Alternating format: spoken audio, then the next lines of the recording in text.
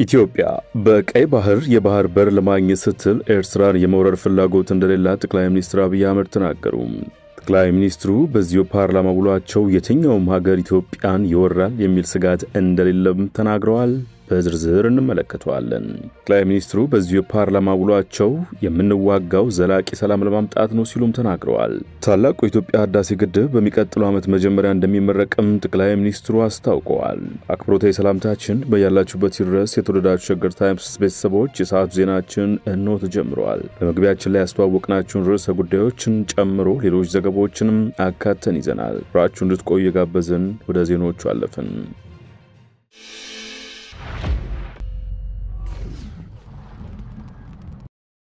ወደ ቀዳሚ ጉዳያችን አመራን። ኢትዮጵያ በቀይ ባህር የባህር በር ለማግኘት ስትል ኤርትራን የመውረር ፍላጎት እንደሌላት ጠቅላይ ሚኒስትር አብይ አህመድ ተናገሩ። ጠቅላይ ሚኒስትር አብይ አህመድ በዛሬው ዕለት ከህዝብ እንደራሴዎች ምክር ቤት አባላት ለቀረቡላቸው ጥያቄዎች በሰጡት ምላሽና ማብራሪያም ከሰሞኑ ከኤርትራ መንግስት ጋር ግጭት ይፈጠራል የሚል ስሞታዎች ይሰማል። ኢትዮጵያ ለቀይ ባህር ስትል ኤርትራን የመውረር ፍላጎት የላትም ብለዋል። አክሎም ኢትዮጵያ ያላት ፍላጎት እንነጋገር ነው፣ ሰጥቶ መቀበል ባለበት በገበያና ህዝቦችን በሚጠቅም መርህ ይህንን ችግር እልባትና በጅለት እንወያይ እንጂ እንዋጋላልንም ሲሉ ተደምጧል። የቀይ ባህር ፍላጎታችን ከኤርትራ፣ ከሶማሊያ፣ ከግብጽ፣ ከኬንያ የሚያጣላ የሚያዋጋ መሆን የለበትም ያሉት ጠቅላይ ሚኒስትሩ ለሁላችንም በቂ ነው ሲሉ ተደምጧል። አክሎም የኤርትራ ህዝብ ወንድም ህዝብ ነው፣ ምስኪን ህዝብ ነው፣ እንደ ኢትዮጵያ ለማደግ የሚፈልግ ህዝብ ነው ሲሉ ገልጸው ተባብረን መልማት ተባብረን መስራት ነው እንጂ አንዱ አንዱን መውጋት የኛ እቅድ አይደለም ብለዋል። አብይ ኢትዮጵያ ላይ ማንም ሀገር ወረራ ሊፈጽምና ከጀመርነው ህልም ሊያስቆመን ይችላል የሚል ስጋት የለብንም ሲሉም ለህዝብ ተወካዮቹ አረጋግጠዋል። ማንም ደፍሮ ሊሞክረን አይችልም፣ በቂ ዝግጅት አለን፣ የምንዘጋጀው ግን ውጊያ ለማስቀረት ነው ብለዋል። ከሶማሊያ ጋር ይዋጋሉ የሚሉ ብዙ ስጋቶች እንደነበሩ ያስታወሱት አብይ በንግግር መፈታቱን ገልጸው እስከዛሬ ከማንም ጋር አንድ ጥይት ተታኩሰን አናውቅም፣ ወደፊትም የኛ ፍላጎት ይህ እንዲቀጥል ነው ሲሉ ተናግረዋል።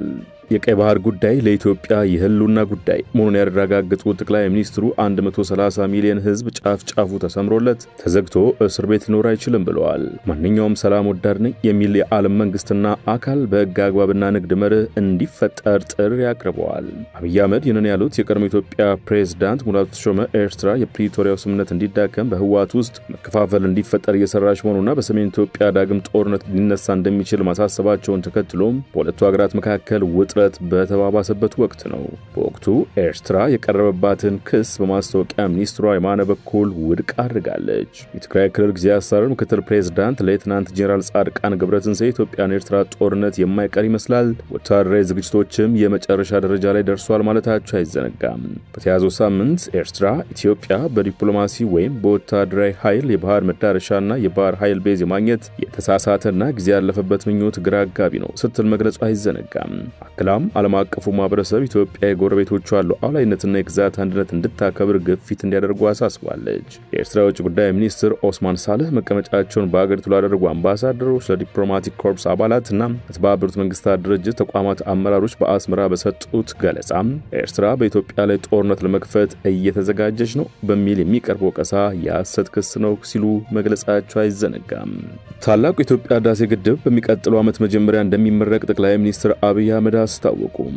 ጠቅላይ ሚኒስትር አብይ ዛሬ በምክር ቤት ከተነሱላቸው ጥያቄዎች አንዱ የህዳሴ ግድብን የተመለከተው ይገኝበታል። መሐመድ አህመድ የተባለው የምክር ቤት አባል የህዳሴ ግድብ ትውልድ ተሻጋሪና ብሔራዊ መግባባትን የሚያጠናክር ፕሮጀክት እንደሆነ ገልጸዋል። የምክር ቤት አባሉ የህዳሴ ግድብ ግንባታን ሙሉ በሙሉ አጠናቀን ሪቫል ለመቁረጥ ምን ያህል ርቀት ይቀረናል ሲሉ ጠቅላይ ሚኒስትሩን ጠይቀዋል። ምላሽ ሰጡ ጠቅላይ ሚኒስትር አብይ የህዳሴ ግድብ ግንባታ ብዙ ዋጋ የተከፈለበትና አንድ ብር እርዳታም ሆነ ብድር ከውጭ ያልተገኘበት እንደሆነ አስታውሰዋል። ጠቅላይ ሚኒስትሩ ለህዳሴ ግድብ የሚውሉ ግብአቶች ከሁለት ወር ተኩል ያላነሰ ጊዜ ከጅቡቲ እስከ ህዳሴ አጅበን እየወሰድን የሰራ ነው ሲሉ ለግድቡ ግንባታ የሚውሉ ዕቃዎችን ማድረስ በጣም አስቸጋሪ እንደነበር አውስተዋል። አብይ ቢበዛ በሚቀጥሉ 6 ወራት በጋራ ሪቫን እንቆርጣለን በማለት ብዙ መከራ የታየበት ሲሉ የገለጹት የህዳሴ ግድብ መቼ እንደሚመረቅ አረጋግጠዋል። መንግስት ግድቡን ለማስመረቅ 6 ወራት የሚወስደው ምርቃቱ ዝግጅት ስለሚፈልግና አካባቢው ሞቃታማ ስለሆነ የክረምቱ ዝናብ ስለሚፈልግ ስለሚፈልግ ብቻ እንደሆነ ገልጸዋል። ህዳሴ በሚቀጥሉ ዓመት መጀመሪያ አካባቢ ታሪክ ሆኖ የሚያልፍ ይሆናል ሲሉ ለአባላቱ ተናግረዋል። በተያያዘ ጠቅላይ ሚኒስትሩ በምስጢር ተይዞ የነበረውን ፕሮጀክት ይፋ አድርገውታል።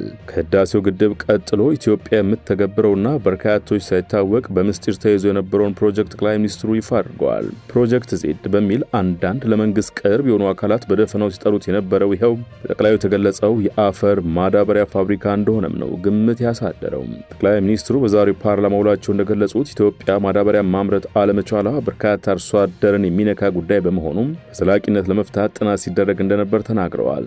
በተደረገው ጥናት ከ2.5 እስከ 3 ቢሊዮን ዶላር ያስፈልጋል። የማዳበሪያ ፋብሪካውን አቋቁሞ ለመስራት በትንሹም 3 ዓመትና ከዚያ በላይ እንደሚያስፈልግ ጠቅላይ ሚኒስትር አብይ ጠቁመዋል። ይህንን ከተቻለ ከግሉ ዘርፍ ጋር በግለሰብ ኢንቨስትመንት ካልተቻለ መንግስት በራሱ የሚገነባው ይሆናል ብለዋል። የአፈር ማዳበሪያ የኢትዮጵያን ፍላጎት በሚመልስ መልኩ መመረት እንዳለበት ጠቅሰው ፋብሪካ የማቋቋም ሂደቱ ምናልባትም በሚቀጥለው ዓመት ተግባራዊ እንቅስቃሴዎች እንደሚጀምሩ አመላክተዋል። ኢትዮጵያ 24 ሚሊዮን ኩንታል ገደማ የአፈር ማዳበሪያ የሚያስፈልጋት ሲሆን በቀን 150 ሺህ ኩንታል የአፈር ማዳበሪያ ከወደብ ወደ ሀገር ውስጥ ታጓጉዛለች። ይህንን ወደ እያንዳንዱ አርሶ አደር በወታደር ታጅቦ ይሰራጫል። በአማራ ክልል ለሚገኙ አርሶ አደሮች 7000 የጭነት ትራንስፖርት የአፈር ማዳበሪያ በመከላከያ ሰራዊት ታጅቦ መድረሱን አስታውሰው መንግስት በብዙ ሂደት አልፎ ማዳበሪያውን ወደ ሀገር ውስጥ ካመጣ በኋላ ለአርሶ አደሩ ማድረሱም ሌላ ወጪ እንዲሆነበት መሆኑን አስረድተዋል። ከፓርላማ ዜና አልወጣንም። ጠቅላይ ሚኒስትሩ በዛሬው ፓርላማ ውሏቸው ሌላው ያነሱት ጉዳይ መንግስታቸው የሚዋጋው ዘላቂ ሰላም ለማምጣት መሆኑን የጠቀሱበት ነው። በህዝብ ተመርጧል ያሉትን መንግስት በኃይል በማፍረስ ዘለን 4 ኪሎ ማለት ተራ ልምምድ ሆኗል። ይህ በረሃ ላሉት ብቻ ሳይሆን በአንድ እግራቸው በረሃ በአንድ እግራቸው ደግሞ ፓርላማ ያሉትን ጭምር ይመለከታል ሲሉ ተናግረዋል። ጠቅላይ ሚኒስትር አብይ አህመድ የአማራ ብሔራዊ ንቅናቄ አብን የፓርላማ አባል ደሳለኝ ጫኔ በፓርላማ ላቀረቡላቸው ጥያቄዎች በሰጡት ምላሽና ማብራሪያም መንግስታችን ከኢህአዴግ ጋር አይወዳደርም፣ በአደረጃጀት በእሳቤው በተግባሩም በማንኛውም መመዘኛ ብልጽግና ከኢህአዴግ ጋር አይወዳደርም ሲሉ ንጽጽሩን ውድቅ አድርገውታል። ደሳለኝ ጫኔ ለጠቅላይ ሚኒስትሩ ባቀረቡት ጥያቄ ሀገሪቱ ያጋጠማት ውስብስብ ችግሮች ፖለቲካ ወለድ ናቸው፣ መፍትሄያቸውም ፖለቲካ እንጂ የጠመንጃ አፈሙዝ ሊሆን አይገባም ብለው ነበር። ደሳለኝ ኢህአዴግ አምባገነን አገዛዝ ነበር፣ ወደ ብልጽግና ያደረገው መለወጥ ደግሞ የሙሉ ጊዜ ጦረኛና ግጭት ጠማቂ አገዛዝ እንዲሆን አድርጎታል ብለዋል። ባለፉት 6 ዓመታት በኦሮሚያ አማራና አፋር ዛሬም ድረስ ደግሞ በኦሮሚያና አማራ በቀጠለው ጦርነት ድሃው አርሶ አደር እንደ ቅጠል እየረገፈ ነው ያሉት የምክር ቤት አባሉም በሰሜኑ ኢትዮጵያው ጦርነት በትሪሊየን የሚቆጠር ውድመት መድረሱን ጥናቶች ማመላከታቸውን ተናግረዋል። ባለፉት 7 ዓመታትና ከዛ በፊት ባሉ 10 ዓመታት በኢትዮጵያ ውስጥ በተለይም በአማራ፣ በኦሮሚያ፣ በአፋር፣ በትግራይ፣ በደቡብ ጋምቤላና በሌሎችም ሰፊ የሰብአዊ መብቶች ጥሰቶችና በሰብአዊነት ላይ የተፈጸሙ ወንጀሎች፣ የጦር ወንጀሎች እንዲሁም የዘር ማጥፋቶች መፈጸማቸውን መንግስት እውቅና የማይሰጠውና ኃላፊነት የማይወስደው ብሎም ገለልተኛ ዓለም አቀፍ ጥናቶች እንዲካሄዱ የሚቀርቡ ጥሪዎችን የሚያጣጥለው ለምንድን ነው ሲሉም ጠቅላይ ሚኒስትሩን ጠይቀዋል። በድህነት አዙሪት ውስጥ የነበረች ሀገር ባለፉት 7 ዓመታት የብልጽግናው አገዛዝ በእንቅርት ላይ ጆሮ ደግፍ እንዲሉም ማባሪያ ያጣ እርስ በርስ ጦርነት ውስጥ አስገብቷታል ሲሉም ከሷል። የዓለም ባንክ በ2022 እንደ አውሮፓውያን አቆጣጠር ኢትዮጵያ ዳሜጅ ኤንድ ኒድስ አሴስመንት ብሎ ባወጣው ሪፖርት በሰሜን ኢትዮጵያ ጦርነት የደረሰው ጉዳት ግምት 28 ቢሊዮን ዶላር ያደርሷል ሲሉ አክሏል። የድሮን ጥቃት ዛሬም በአማራ ክልል ተጠናክሮ የቀጠለ ሲሆን ህጻናትን ጨምሮ በርካታ ንጹሃን መገደላቸውን በዓለም አቀፍ ሚዲያዎች ተዘግቧል ሲሉም ተናግረዋል። በተጨማሪም ያለመከሰስ መብት ያላቸው የምክር ቤት አባላት ክርስቲያን ታደለ፣ ዮሐንስ ቦያለው፣ ካሳ ተሻገር ያለመከሰስ መብታቸው ሳይነሳ ተይዘው ለ20 ወራት ታስረው እንደሚገኙም አስገንዝበዋል። ዶክተር ደሳለኝ ጫኔ በጦር ሜዳ እያዋጉ ተይዘው የታሰሩ የህወሓት አመራሮችን በአጭር ጊዜ የፈታ መንግስት በገዢው ፓርቲ አሰራሮች ላይ ሰላ ትችት የሚሰነዝሩ አማራዎችን ይህን ያህል ያለ ፍርድ ማሰር የገዢው ፓርቲ ጥቅል ፖሊሲዎች በግላጭ የሚያሳይ ነው ሲሉ ብልጽግናን ወቅሰዋል። የሽግግር ፍትህ ከመደረጉ በፊት የተፈጸሙ ወንጀሎች እንዲለዩ መደረግ አለበት ያሉት ደሳለኝ ሀገራዊ ምክክር ኮሚሽን ሂደቶችን ሀገራዊ ችግሮች እንዲፈቱ ከልብ የምንፈልግ ከሆነ በአማራና በኦሮሚያ እየተደረጉ ያሉ አውዳሚ የወንድማማች ጦርነቶች እንዲቆሙ መደረግ አለበት በማለት አሳስበዋል። የሰሜኑ ጦርነት እንዲቆም ያደረገው የፌደራል መንግስቱ ሲሆን አሁንም በተለያዩ የሀገሪቱ አካባቢዎች ያሉ ጦርነቶች እንዲቆሙ የሞራልና የህግ ተጠያቂነት የሚወድቀው በፌደራል መንግስቱ ላይ ነው ብለዋል። ጠቅላይ ሚኒስትር አብይ አህመድ ለፓርላማ አባሉ ደሳለኝ ጫኔ በሰጡት ምላሽና ማብራሪያም በምርጫ ይሁንታ የተመረጠ መንግስት ጥላለው ሲሉ ዝም ማለት አይቻልም፣ ተፈጥሮ እንደዛ አይደለም ብለዋል። የምንዋጋው ዘላቂ ሰላም ለማምጣት ነው ያሉት አብይ አህመድ ስልጣን ላይ ያለው አካል ኃይል መጠቀም እንደሚችል የዓለም አቀፍ ክፍት እውቀት ነው ብለዋል። በህዝብ የተመረጠን መንግስት በኃይል በማፍረስ ዘለን 4 ኪሎ ማለት ተራ ልምምድ ሆኗል። ይሄ በረሃ ላሉት ብቻ ሳይሆን በአንድ እግራቸው በረሃ በአንድ እግራቸው ደግሞ ፓርላማ ያሉትን ጭምር ይመለከታል ሲሉ ተናግረዋል። ወደ ሌላኛው የፓርላማ ዜና አመራን። የትግራይ ክልል ጊዜያዊ አስተዳደር የተቋቋመበት ሕግ ተሻሽሎ የስልጣን ጊዜው ለተጨማሪ 1 ዓመት ሊራዘም እንደሚችል ጠቅላይ ሚኒስትር አብይ አህመድ ጥቆማ ሰጡ። የጊዜያዊ አስተዳደሩ ስራ ከተገመገመ በኋላ በግለሰቦች ደረጃ ለውጥ ሊካሄድ እንደሚችልም ገልጸዋል። ጠቅላይ ሚኒስትሩ ይህንን ያሉት የትግራይ ጉዳይ ወቅታዊ የፖለቲካ ሁኔታን በተመለከተ ከፓርላማ አባላት ለቀረቡላቸው ጥያቄዎች በሰጡት ምላሽ ነው።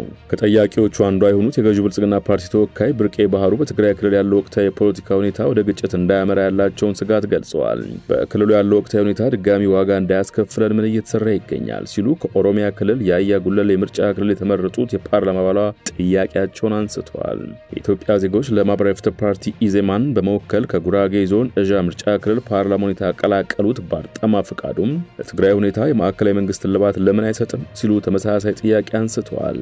ህወሓት እስከ መቼ ሰላም እየነሳ ይኖራል ሲሉም አጽንኦት ሰጥተዋል። ህወሓት አለው ባሉት የስልጣን ሱስ የትግራይ ህዝብን እረፍት በመንሳት ሰላም እንዳይኖር የፕሪቶሪያ ስምምነትን እየጣሰ ይገኛል ሲሉ የወነጀሉት ባርጠማ የህወሓት ሰዎች አደብ እንዲገዙ መደረግ አለበት የሚል እምነት እንዳላቸው ተናግረዋል። ጠቅላይ ሚኒስትሩ የፓርላማ አባሉን አስተያየት በሚያዳምጡበት ወቅት ፊታቸው ፈገግታ ታይቷል። አቶ ባርጠማ በጥያቄያቸው ማጠቃላይ ፌዴራል መንግስት ትግራይ ሁኔታን ማስተናገድ ያለበት በፕሪቶሪያ በተፈረመው ስምምነት መሰረት መሆን እንደሚገባው አመልክተዋል። ተደራዳሪ ፌዴራል መንግስትን ጨምሮ ብልጽግናን ጨምሮ በትግራይ የሚንቀሳቀሱ ኃይሎችን ያካተተ ክልሉን የሚመራ ጤነኛ አደረጃጀት መፈጠር ያለበት ይመስለኛል ሲሉም ጠቅላይ ሚኒስትሩ ለጉዳዩ ትኩረት እንዲሰጡ የኢዜማው የፓርላማ ተወካይ አሳስበዋል። ጠቅላይ ሚኒስትር አብይ ለዚህ ጥያቄ በሰጡት ምላሽ የትግራይ ክልልን በአሁኑ ወቅት እየመራ የሚገኘው ጊዜያዊ አስተዳደር የተሰጠው የ2 ዓመት ጊዜ ማለቁን ጠቁመዋል። የጊዜያዊ አስተዳደሩን ስልጣን ጊዜ ለማራዘም የፕሪቶሪያውን ስምምነት በሚያከብር መንገድ የህግ ማሻሻያ እንደሚያስፈልግም ለፓርላማ አባላቱ አስረድተዋል። ፕሬዝዳንት ጌታቸው ረዳ በምክትል ፕሬዝዳንት ታደሰ ወረደና ጻድቃን ገብረትንሳኤ የሚመራው አስተዳደር ባለፉት 2 ዓመታት ተጨማሪ ጦርነት እንዳይፈጠር ያሉ ጥያቄዎች በንግግር እንዲመለሱ ከፍተኛ ጥረት አድርጓል ሲሉም ጠቅላይ ሚኒስትር አብይ በዛሬው ፓርላማ ማብራሪያቸው ላይ አወድሰዋል። ምንም እንኳን ቀድሞ በነበረው ውጊያ ብንወቅሳቸውም ላለፉት 2 ዓመታት በሰጡት አመራር ግን ማድነቅ ማመስገን እንፈልጋለን ሲሉም አሞግሰዋቸዋል። ጠቅላይ ሚኒስትሩ ሶስቱን አመራሮች ተጨማሪ ውጊያ እንዳይነሳ ሙከራ በማድረግ ቢያሞካሹም ጊዜያዊ አስተዳደሩ ባለፉት 2 ዓመት የነበረው አፈጻጸም ግን መገምገም አለበት ብለዋል። በትግራይ በአሁኑ ወቅት ያለው ሁኔታ በቅርቡ እንደሚገመገም የተናገሩት አብይ ከዚያ በኋላ ጊዜያዊ አስተዳደሩ የተቋቋመበትን ህግ ወደ ማሻሻል እንደሚገባ አስረድተዋል። ጊዜያዊ አስተዳደሩ ተገምግሞ መጠነኛ ለውጥ ተደርጎ የፕሪቶሪያውን ስምምነት በሚያከብር መንገድ እስከሚቀጥለው ምርጫ ድረስ ስራውን እየሰራ ህዝቡን ለምርጫ ማዘጋጀትና ህዝቡን የስልጣን ባለቤት የማድረጉን ሂደት ማረጋገጥ ይጠበቅበታል ሲሉ የቀጣይ ሂደቱን አካሄድ ጠቅላይ ሚኒስትሩ አመልክተዋል። ይህን ለማድረግ ከአቶ ጌታቸው ከሌተናል ጄኔራል ታደሰ ወረደም ከሌተናል ጄኔራል ጻድቃን ጋር ልዩ ልዩ ውይይቶች ሲያካሂዱ መቆየታቸውንም ተናግረዋል። የጊዜያዊ አስተዳደሩን ቀጣይ ዕጣ ፈንታ በተመለከተ የተለያዩ ፕሮፖዛሎች መቅረባቸውን ያስረዱት ጠቅላይ ሚኒስትሩም ስለዚህ ጉዳይ ከሶስቱ አመራሮች በተጨማሪ ከህወሓትና ከሌሎች ፓርቲዎች ጋር ንግግሮች እያደረግን ነው ብለዋል። በዚህ ንግግር መሰረት ህግ አሻሽለን መጠነኛ ማሻሻያ አድርገን ጊዜያዊ አስተዳደሩ ለሚቀጥለው 1 ዓመት ይቀጥላል የሚል እምነት ነው በእኛ በኩል ያለው ሲሉ ጠቅላይ ሚኒስትሩ ለፓርላማ አባላቱ ተናግረዋል። የጊዜያዊ አስተዳደሩ ስልጣን ጊዜ በ1 ዓመት ሲራዘም በግለሰቦች ደረጃ ለውጥ ሊካሄድ እንደሚችልም ጠቅላይ ሚኒስትር አብይ ፍንጭ ሰጥተዋል። ግለሰቦች ሊቀያየሩ ይችላሉ። የነበረው ስራ ተገምግመው በጠንካራ ጎናቸው ተሞግሰው በደካማ ጎናቸው ተወቅሰው የሚቀያየሩ ግለሰቦች ሊኖሩ ይችላሉ ሲሉ ተደምጠዋል። ከፓርላማ ዜና ወጣ ስንል በአንድ ቀን ብቻ ወንዝና የወንዝ ዳርቻ የበከሉ 17 ድርጅቶችና 8 ግለሰቦች ከ5 ሚሊዮን ብር በላይ ተቀጡ። የአዲስ አበባ ከተማ አስተዳደር ወንዞችና የወንዞች ዳርቻን የበከሉ 17 ድርጅቶችና 8 ግለሰቦችን ትናንት መጋቢት 10 ቀን 2017 ዓ.ም ብቻ 5 ሚሊዮን 910 ሺህ ብር መቅጣቱን አስታውቋል። የገንዘብ ቅጣቱን ያስከፈልኩት ከደንብ ማስከበር ባለስልጣንና ከአካባቢ ጥበቃ ባለስልጣን ጋር በመተባበር ነው ብለዋል። ባለስልጣኑ መጋቢት 10 ቀን በአዲስ ከተማ ክፍለ ከተማ 2 ሚሊዮን 100 ሺህ በለሚኩራ ክፍለ ከተማ 910 ሺህ በኮልፌ ቀራኒዮ ክፍለ ከተማ 690 ሺህ በየካ ክፍለ ከተማ 600 ሺህ ብር መቅጣቱን አስታውቋል። በተመሳሳይ በነፋስ ስልክ ላፍቶ ክፍለ ከተማ 600 ሺህ በአቃቂ ቃሊቲ ክፍለ ከተማ 600 ሺህ ብር እና በልደታ ክፍለ ከተማ 400 ሺህ ብር መቅጣት ለመንግስት ገቢ መደረጉን አስታውቋል። በአጠቃላይ በዕለቱ 17 ድርጅትና 8 ግለሰቦች በድምሩ 5 ሚሊዮን 910 ሺህ ብር መቅጣት አስተዳደራዊ እርምጃ ተወስዷል ብለዋል። ባለስልጣኑ ወንዞችና የወንዞች ዳርቻን በመበከል ከድርጊታቸው ያልተቆጠቡ ድርጅቶችና ግለሰቦች ላይ የሚወስደውን እርምጃ አጠናክሮ እንደሚቀጥል ማስጠንቅቋል። በመጨረሻም የሱዳን ብሔራዊ ጦር ካርቱም የሚገኘውን ፕሬዝዳንታዊ ቤተ መንግስት ለመቆጣጠር መቃረቡን አስታወቀ። ብሔራዊ ጦሩ ከፈጥኖ ደራሽ ኃይሉ ጋር ለሁለት ዓመታት ገደማ ባደረጋቸው ውጊያዎች አንድ እርምጃ የተራመደበትን ድል መቀናጀቱን የሀገሪቱን ብሔራዊ ቴሌቪዥን ጠቅሶ ሮይተርስ ዘግቧል። ለአውሮፓውያን አቆጣጠር ሚያዝያ 2023 በተቀሰቀሰው የእርስ በርስ ጦርነት የፈጥኖ ደራሽ ኃይሉ ወይም አርኤስኤፍ በአጭር ጊዜ ውስጥ ነበር መዲናዋን ካርቱምን ጨምሮ አብዛኛውን የሱዳን አካባቢዎች በቁጥጥር ስር የዋለው። ከቅርብ ወራት ወዲህ በነበሩ ጦርነቶች ግን የብሔራዊ ጦሩ በለስ እየቀናው ነው ያለው ዘገባው በናይል ወንዝ ዳርቻ የሚገኘውን የአገሪቱን ብሔራዊ ቤተ መንግስት ጨምሮ አብዛኛውን የካርቱም ክፍል ለመቆጣጠር ብርቱ ውጊያ እያደረገ ነው ብለዋል። በቅርቡ በሱዳን የትይዩ መንግስት መመስረቱን ያወጀው የፈጥኖ ደራሽ ድጋፍ ሰጪ ኃይል መንትያዋን የኦምዱርማን ከተማን ጨምሮ በካርቱም ያለውን ይዞታውን ላለማስነጠቅ ብርቱ ፍልሚያ ከማድረግ ባሻገር በዳርፉር የምትገኘውን የኤልፋሽር ከተማን ከብሔራዊ ጦር ኃይሉ እጅ ለመንጠቅ እየተዋጋ እንደሚገኝ ዘገባው አመልክቷል። ብሔራዊ ጦሩ መዲናዋ ካርቱምን መቆጣጠር በማዕከላዊ አገሪቱ ክፍል ኃይሉን የበለጠ ለማጠናከር ሁነኛ ሚና ይኖረዋል ተብሏል። የተባበሩት መንግስታት ድርጅት የሰብአዊ ጉዳዮች ማስተባበሪያ ቢሮ በሁለቱ ተፋላሚ ኃይሎች መካከል የሚካሄደው ጦርነት በሱዳን የሰብአዊ ሁኔታውን ወደ ከፋ ደረጃ እያሸጋገረ መሆኑን አመልክቶ ሁለቱም ወገኖች የተኩስ አቁም እንዲያደርጉ ጥሪ አቅርበዋል። የሰዓቱ ዜናችን በዚሁ አበቃ። ስለተከታተላችሁን አመሰገንን። ጤና ይስጥልን።